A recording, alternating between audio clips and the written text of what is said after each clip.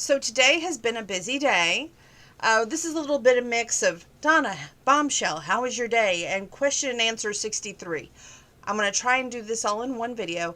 Then Hallmark Channel, I've got a video with your name on it because I have set and celebrated Ryan Pavy's birthday tonight. We watched me, myself, and I, and of course Peanut and Sam, my dog and cat.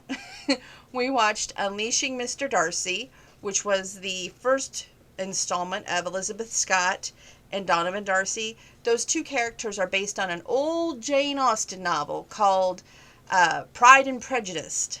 And if you were a big fan of that, as I was, when you got to see Unleashing Mr. Darcy, you were over the moon. You followed those two characters into the next series or installment on Hallmark Channel 2, Marrying Mr. Darcy. And it seems that they're stumped on doing a third one, so I have a little notebook. I have ideas to help you out, and my video after this is to help out the Hallmark Channel in making Darcy number 3, so I hope they watch. Anyway, Donna, how was your day? Question and answer 63, 20 questions. Let's get this done. Since going to the book sale today, what did you pick up at the book sale? Please share. Well, I did go to the book sale today, and I got, well, they had such a variety, first and foremost. People had donated vinyl records. They had donated CDs, VHS, DVDs, cassette tapes, books of all kinds, and of course in all shapes as well. But it was just like a treasure hunt. You knew what you were going for, so it was your duty to find what you were looking for. I was blessed in finding, I got a DVD for my mom. The Gilmore Girls Complete Season 1 for Mackenzie on DVD. I got, I thought I got myself a book on DVD, like a Harley Quinn movie on DVD. It is a book on CD, so I've never had one of those. I'm going to listen to it tonight while I'm working out, and hopefully it'll go okay. I'll share that experience with you tomorrow, and along with the name of the book. Hopefully it works in the CD player. We're going to see. It was all by donation, both what they were providing us to take home with us and both what we were able to give, all of us as a community. I had found some cookbooks, some slow roast cookbooks, and in October I'm supposed to cook a family meal, so it's given me some helpful ideas to take away from one of the books. They didn't have any St. Louis Cardinal books, but they had some country music books. I picked one up in high hopes that it would have Whisper and Bill Anderson for my grandpa, and of course it didn't. I also had picked up several, like I said, country music books. There was a Robin McGraw book, which is Dr. Phil's wife. I picked that up for my mom. And there was just a variety, a vast variety, some kid books. And I actually picked up some gifts for the holidays coming up. I can't share those, but I hope that they are well received. And next question is a little bit nosy, but we're going to go there. What is the size of your bed? It's a full-size bed, but I don't like sleeping in it. I like to sleep in the front room on the couch with my grandma's light on and by her chair because it makes me feel a little bit closer to her. It's just, I just always was able to check on her before I would go to bed. So it just feels weird still that, I'm not doing the bedtime medications, the morning medications, the mid-afternoon medications, the breathing treatments, okay, when's your hair appointment? Or, just stuff like that. It's just, I know, that was in January that she moved on to better places, but it just, some things, it's just too much, Third question. You are a Lee Brice fan. Do you like his duet with Carly Pearce? I hope you are happy now. I heard that song, and I will always be a Lee Brice fan, so let's just get that out there right now.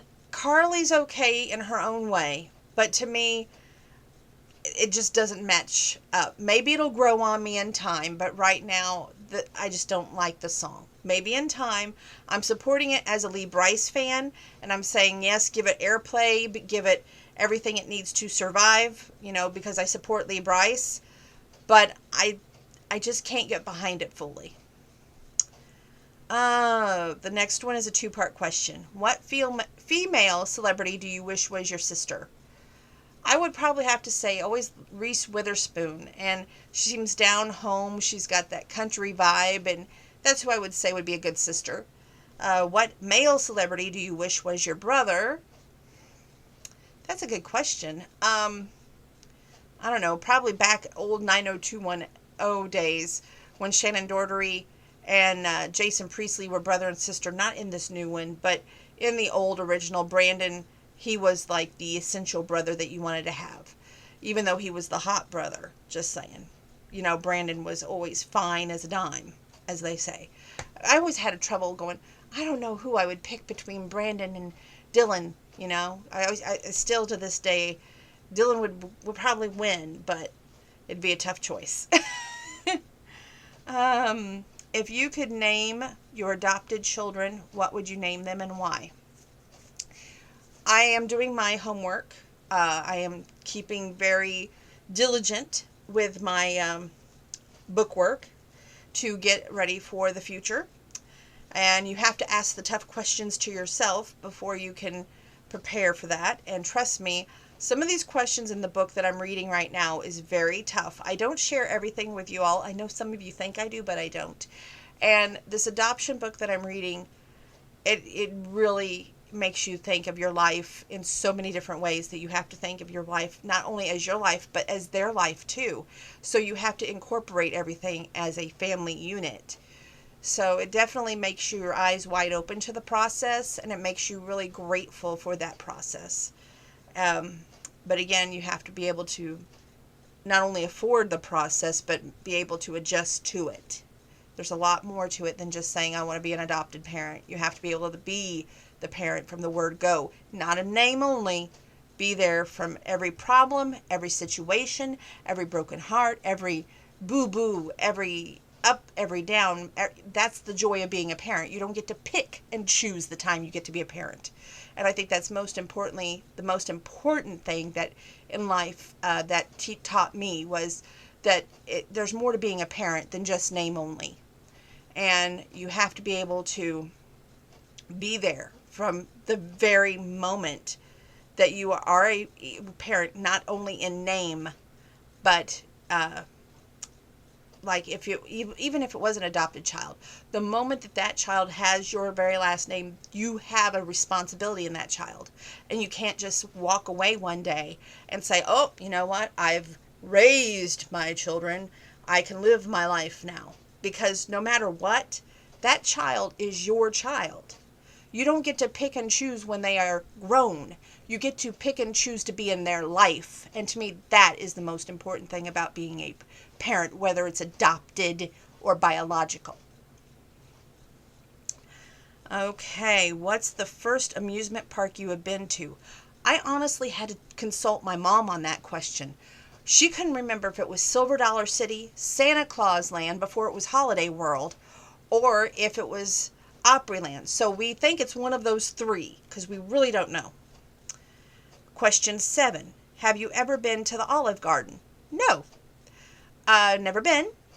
I can't say whether I like it or dislike it if I have never been, right? Where do you want to travel? That's easy. 2 places, and for 2 totally different reasons. And some of you would probably say, oh, it's international. It's got to be international. It's not. One is Florida. That will always have my heart for one specific reason. They have the restaurant called Po Folks. And it brings back so many memories that I would have to say Po Folks wins hands down. So Florida would be the first place just to go to Po Folks. Maybe make a whole week of Po Folks food. And Illinois needs a Po Folks. I cannot say that enough. The second place I'd like to travel is Alabama, because my favorite show, The Cowboy Way, Alabama. I would like to meet those 3 cowboys and their wives just to see their real day in and day out life that we don't get to see on TV when the cameras stop rolling. Because to me, that's when the actual TV show would start. What are the most powerful 3 words that have changed your life? There's so many words I can fit in there. I'm going to go with two phrases. And one is really not 3 words. It's one with maybe 2 words. Being about 24, meeting Dr. Horvat and finding out that I didn't have endometriosis. I didn't have anything that I was going to die from right now, having polycystic ovarian syndrome, because we didn't have that family background to go back onto. We had to do it with my mom's side background and go from that side, and they didn't have any problems per se in the fertility department, so it wasn't really clear where that problem was coming in at.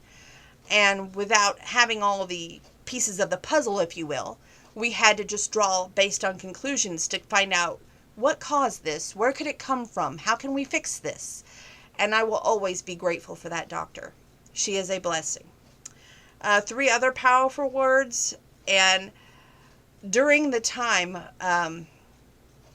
that I have felt at my lowest, and it's going to sound corny and cheesy, but there is 3 powerful words on wrestling sides. One would be Triple H, that damn good. And one would be John Cena, never give up. So either way, there's one for when you're feeling on top of the world, if you will, with that damn good. And one for when you need inspiration, never give up. That's the way I look at it. So I guess, I have a lot of powerful words in my life, but don't we all? Because all our lives is a story, whether we're on YouTube, whether we're on social media of any kind, we live our own lives. We make our own lives. We have one life to live, as I say on one of the soap operas, which I think is now canceled. But anyway, we get to make our own life by living it. God may be inspired by it, and, you may have that path, or you may have the path of just living your life, and whatever your path is, it's your life, and you have choices that you've made in your life. You have mistakes that you've made in your life, but you ought to be able to forgive, to move on. That's the most important thing. Okay, next question. Tea or coffee? I don't drink coffee of any kind. I will drink hot cocoa when it's very cold outside and snowing. You got to listen to these words here because it's very important. Tea, yes. I love tea. So tea has got it hands down. Where do you like to go when you go out to eat?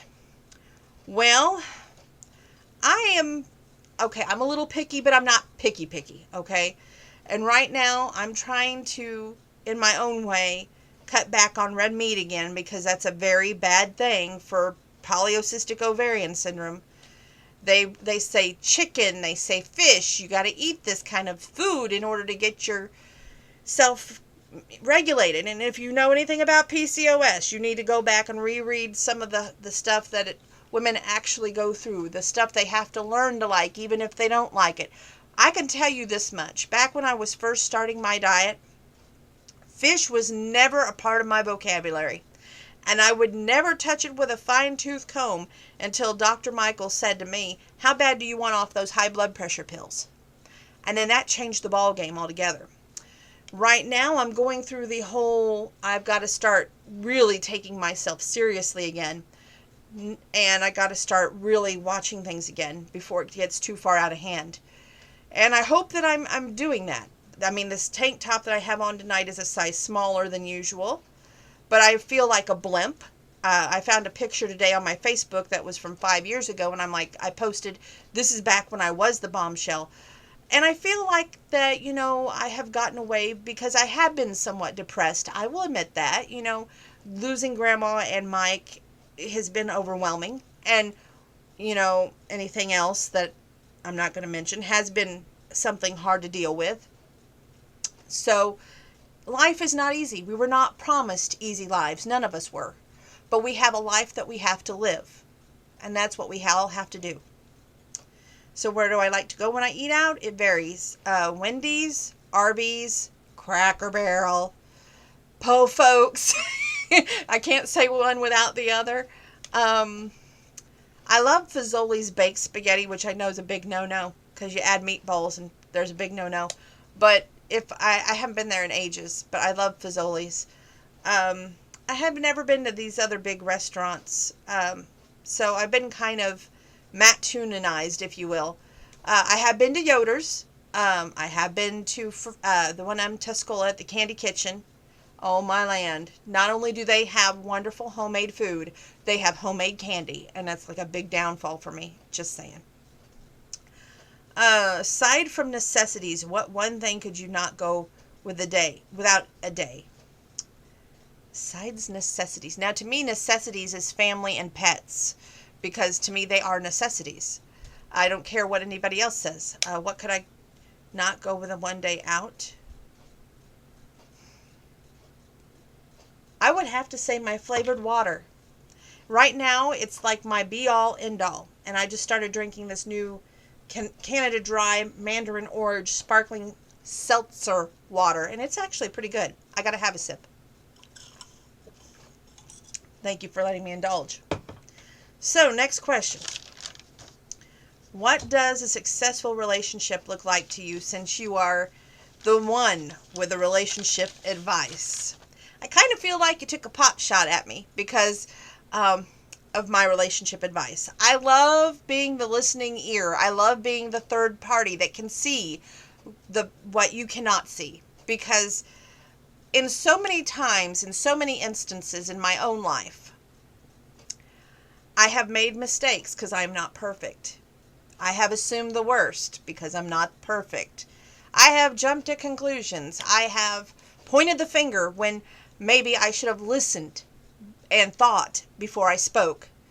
So I would say the most successful relationship looks like my grandparents' relationship, because they had this loving, caring, they could fight, and then an hour later everything, well, not even an hour, maybe 30 minutes later, everything would be a-okay, back to normal. You know, Grandpa may have gotten his car and drove around the block and then come back in and things got back to normal after his temper cooled down. But they were always able to talk it out. Even if they went to bed, they never went to bed that angry, where they would literally, one would pack up and say, you know, I'm going to move out or anything, you know. And they would make their threats. Sometimes Grandma would say, I'm going to get a divorce. But they never, in their wildest dreams, would live without the other. And that is what love is. To me, that's a successful relationship. When you don't give up and you make things work. You don't think of reasons or excuses or grudges or reasons why things don't work out. You overcome everything because you become this unit that you can't live your life without that other person in it. Whether it's talking to them on the phone, whether it's texting them, seeing them in person, hearing their voice, you just have to be there. And that's what a real relationship is. You don't make excuses. You don't look at faults. And you don't hold grudges. And you don't point fingers at mistakes. And you're able to forgive and move forward. That's a successful relationship. What is the most important thing that guys should understand about the girl they're dating? And it seems to you that they do not understand. Wow. It varies. To me, a woman's past. Now, excuse me, that water is getting to me. Let's take a deep seat on this question, because it's number 14 and it's going to get a big response from me in a big way. Whether a woman has been emotionally or physically abused, whether a woman has had past relationships that might not have totally ended until, say, years later,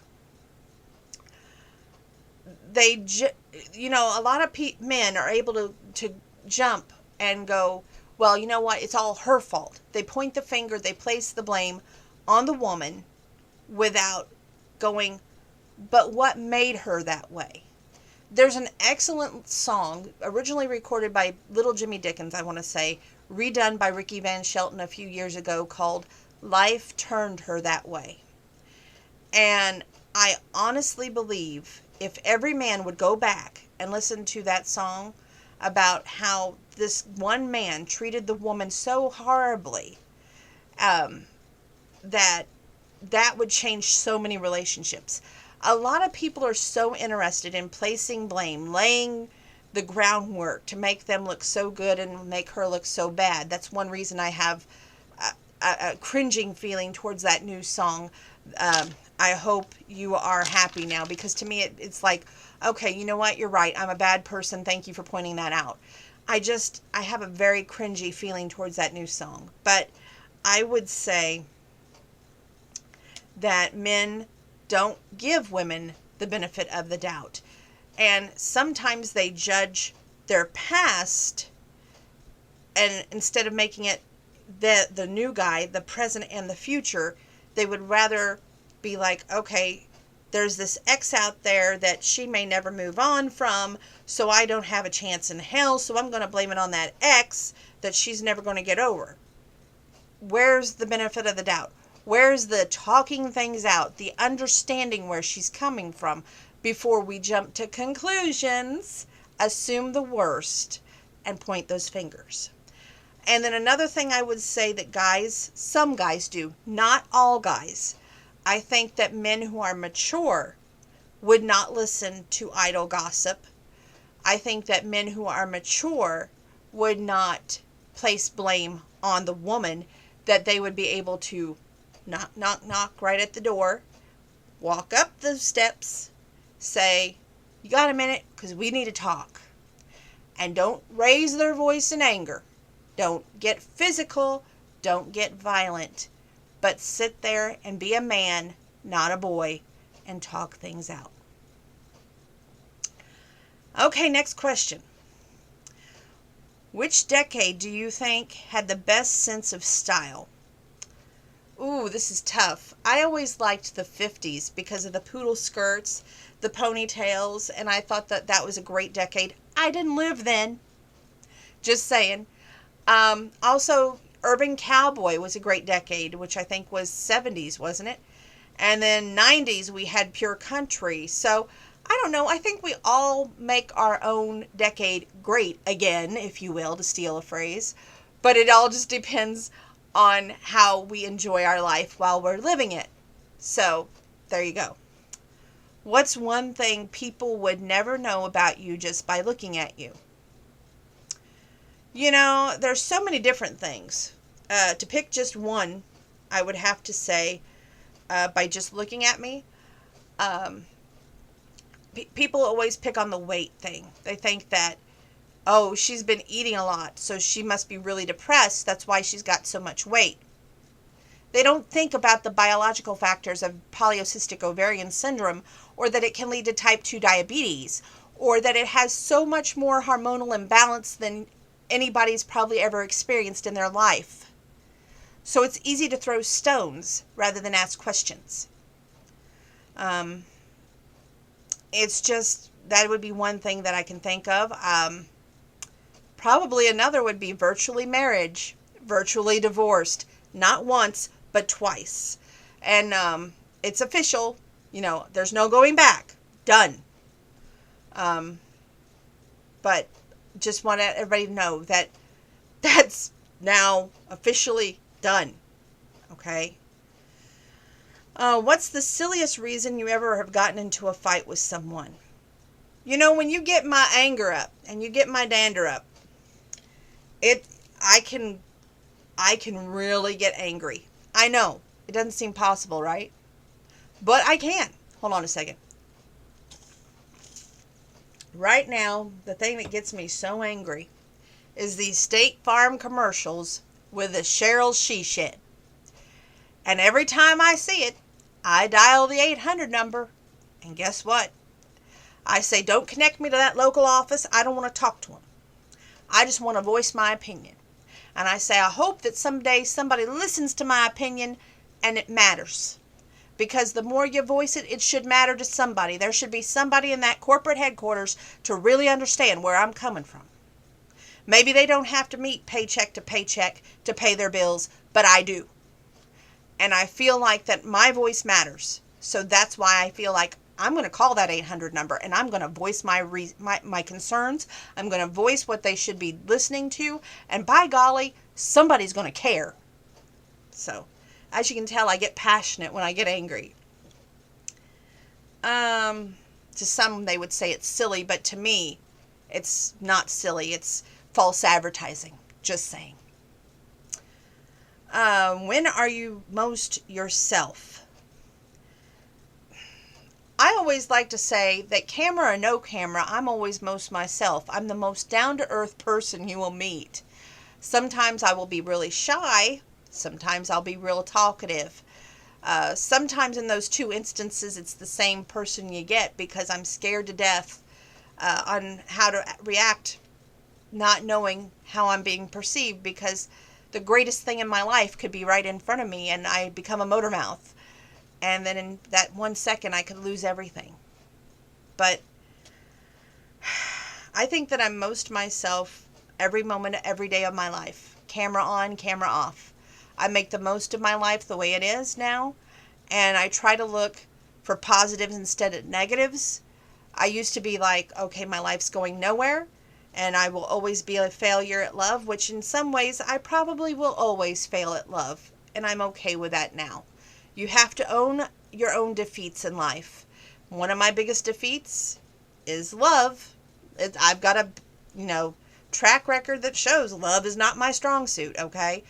But I can be at least woman enough to realize I need to adult. That's real adult, isn't it? I need to adopt. There. What's in that water, right? Anyway, next question. If you could wave a magic wand right now and have your life be perfect, what would your new life look like? Probably the impossible. You know what I'm saying? Of course, Grandma and Mike would still be here with us.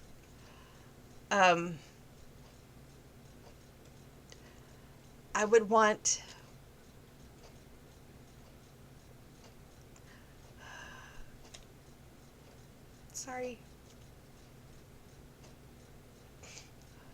I would want to walk down the aisle, get married to that perfect man, and have the perfect kids while I still had the opportunity.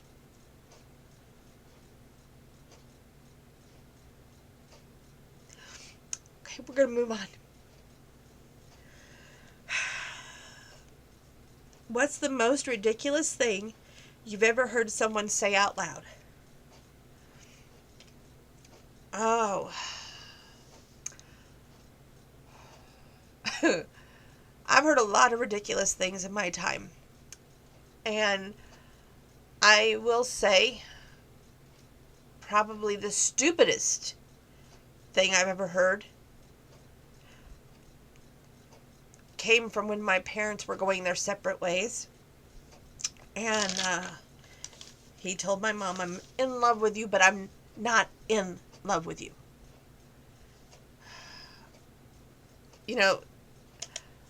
Reasoning is never reasonable when it came to the end, if you will.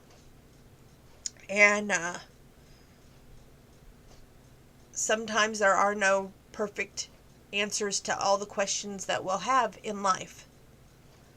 So you just have to accept life the way it was and move on. Has that affected me in my relationships? You bet it has. Has that affected trust issues? Yes, it has. Do I have trust issues because of the past? You bet I do. But at least I know now my faults. I realize my faults. And I'm going to move forward knowing that life is meant to be lived.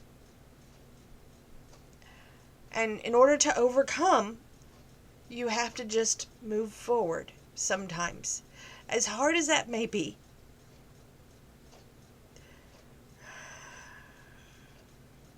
This year has been a great deal of loss, a lot of pain, but it has also taught me a lot about being able to pick up the pieces and move forward, put one foot in front of the other, and move forward. Even when it hurts the most. I hope that I have been the picture of brave. I hope I have been the picture of, well, not always grace, but a woman who lives her life to the fullest. A woman who has walked through fire and brimstone, gave it her all, took the chops on the chin, stood tall through it all. And that's me. Like me, love me, dislike me, don't wish to know me. That's your choice. But one thing I have learned to do is move forward. And I hope that if you took the time to watch this video, that you do one thing. Take chances in your life. Don't sit out and watch your life being lived by other people. And don't live with regrets. Don't live with if-sos or maybes. And make people know that if they're in your life, you love them and that you care for them. That you don't walk at the first sign of trouble. And most importantly, you don't give up. You never give up. That's all I'm going to say on this video. I'm going to clean this mess up. Take a few minutes. And then Hallmark Channel, get ready because I got your Darcy ideas. We're going to do a third Darcy movie. I have got the ideas for you.